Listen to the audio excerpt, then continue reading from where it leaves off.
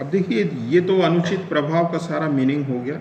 अब ये कैसे प्रूव हो कि कोई ठहराव अनुचित प्रभाव से प्रभावित है या नहीं है?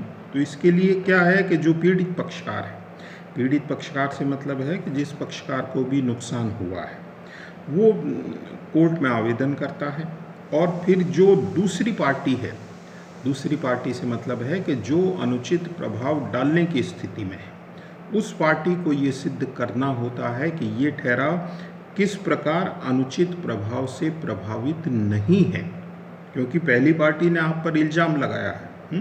तो अब आपको ये प्रूव करना है, सिद्ध करना है कि साहब ये ठहराव इन कारणों से अनुचित प्रभाव से प्रभावित नहीं।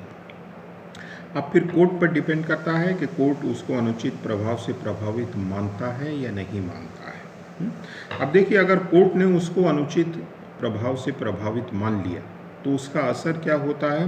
तो इसका असर वही है जो उत्पीड़न में अपन ने देखा है। उत्पीड़न में अपन ने देखा है कि ठहराव जो है वो व्यर्थनीय होता है, वॉइडेबल होता है। तो वही स्थिति यहाँ भी है कि ठहराव जो है वो व्यर्थनीय है। व्यर्थनीय का अर्थ अपन ने देखा है कि पीड़ित पक्षकार के सामने अब विकल्प है कि वो चाहे तो इसको एक्सेप्ट कर सकता है, स्वीकार कर सकता है, और पीड़ित पक्षकार चाहे तो इसको रद्द कर सकता है। यानी विकल्प अब पीड़ित पक्षकार के पास है कि अगर उसको लगता है कि यार अनुचित प्रभाव हुआ है, उसके बावजूद आप ठहराव को स्वीकार करना चाहते हैं, कहीं कोई दिक्कत नहीं, आप स्वीकार कर सकते हैं। स्वीकार करते हैं तो ये दोनों पार्टीज़ के बीच में वैध अनुबंध बन जाता है। और पीड़ित पक्षकार ये चाहे कि नहीं साहब, मैं तो इसको स्वीकार नहीं करना चाहता हूँ, मुझे तो नुकसान हुआ है, तो ठीक है, आप उसको कानून की सहायता से रद्द भी करवा सकते हैं। और फिर कुछ परिस्थितियाँ ऐसी होती हैं कि जिनमें कोर्ट जो है वो भी ठहराव को रद्द करने के अपनी ओर से भी आदेश दे सकता है, निरस्त कर सकता है कोर्ट भी उस ठहराव को। अब देखिए, यदि आप उत्पीड़न और अनुचित प्रभाव दोनों को एक साथ देखें तो दोनों के मीनिंग आपको अच्छी तरह से स्पष्ट हो जाएंगे, समझ में आ सकते हैं। देखिए, उत्पीड़न में तो क्या है कि एक पार्टी दूसरी पार्टी को जानती हो, पहले से संबंध हो, ये जरूरी नहीं है। एक बिल्कुल अनजान आदमी भी आपको आकर धमकी देता है और आपको ठहराव के लिए बाध्य करता है, वो उत्पीड़न है। लेकिन अनुचित प्रभाव के मीनिंग में ही अपन ने देखा है कि पार्टीज़ के रिलेशन ऐसे हैं, इसका मतलब ये है कि पार्टीज़ एक दूसरे को पहले से जानती हैं, दोनों के अनुबंध होने से पूर्व संबंध हैं, दोनों को पता है कि दूसरा पक्षकार कौन है, क्या है।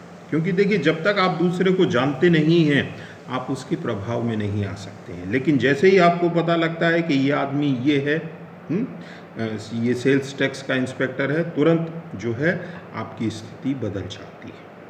तो उत्पीड़न में अनुचित अजनबी व्यक्ति भी हो सकता है, लेकिन यहाँ अजनबी की बात नहीं है। फिर उत्पीड़न में भी देखिए डराने धमकाने की बात है, और यहाँ भी लगभग वही स्थिति है।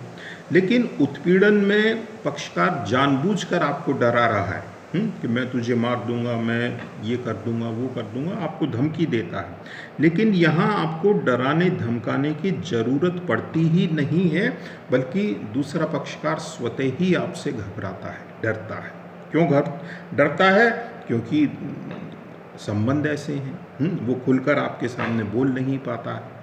वो चाहे आपकी इज्जत करता है या आपकी सत्ता से डरता है, कारण चाहे कुछ भी हो, लेकिन वो खुलकर अपनी बात नहीं कह पाता है, और इसी मजबूरी का आप फ़ायदा उठाने की कोशिश करते हैं। तो उत्पीड़न में तो बेसिकली फिजिकल की बात ज़्यादा है, शारीरिक की बात ज़्यादा है, और अनुचित प्रभाव में जो है ये मानसिक, मेंटल की बात जो है वो ज़्यादा होती है। फिर उत्पीड़न में जो पीड़ित पक्षकार है उसका ये बर्डन है, उसका ये भार है कि वो ये सिद्ध करे कि ये ठहराव जो है वो किस तरह से उत्पीड़न से प्रभावित है। यानी पीड़ित पक्षकार को ये सिद्ध करना होता है। जबकि यहाँ पर क्या है, जो पक्षकार इच्छा प्रभावित करने की स्थिति में है, उसका ये बर्डन है कि वो इसको बात को सिद्ध करे कि ठहराव किस प्रकार अनुचित प्रभाव से प्रभावित नहीं है। बाकी दोनों के असर प्रभाव एक ही हैं, दोनों में वो वाइडेबल है, व्यर्थनीय है पीड़ित पक्षकार की इच्छा पर। तो उत्पीड़न और अनुचित प्रभाव ये दो बातें हुई जो स्वतंत्र सहमति से संबंधित हैं। तो दोनों को एक साथ हम क्लब करके देखते हैं तो हमको अच्छी तरह से ये बातें समझ में आ सकती हैं।